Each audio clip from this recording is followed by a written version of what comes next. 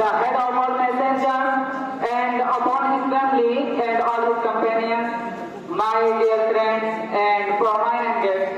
First of all, I would like to welcome all of you and I wish you a very happy Republic Day. As you know very well, today is Indian Republic Day and we all are gathered here to celebrate the Republic Day. That's why I am going to deliver a speech about Republic Day of India. I hope you will listen my speech carefully.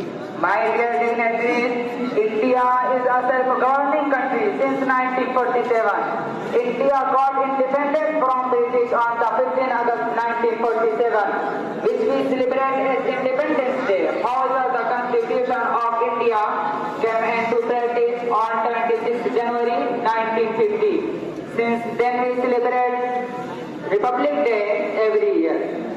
My dear audience, I think they forget the sacrifices of our freedom fighters and sacrifices of ulama like Mahatma Gandhi, Jawaharlal Nehru, Subhash Chandra Bose, etc.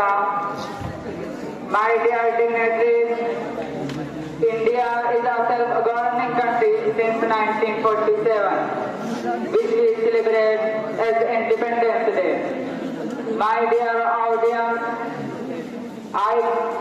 the great freedom fighters were Mahatma Gandhi, Jawaharlal Nehru, Maulana Abul Kalam Azad, Maulana Hussain Ahmad Madani, Maulana Mahmudul Hasan Deobandi, Ashfaqullah Khan, Tipu Sultan, Subhash Chandra Bose, Chandrasekhar Azad, etc.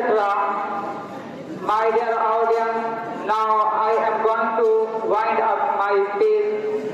May Allah keep Indian Muslims safe and prosperous, and may India be the most beautiful place in the world. Ameen. Wa akhiru da'wana alhamdulillahi rabbil alamin.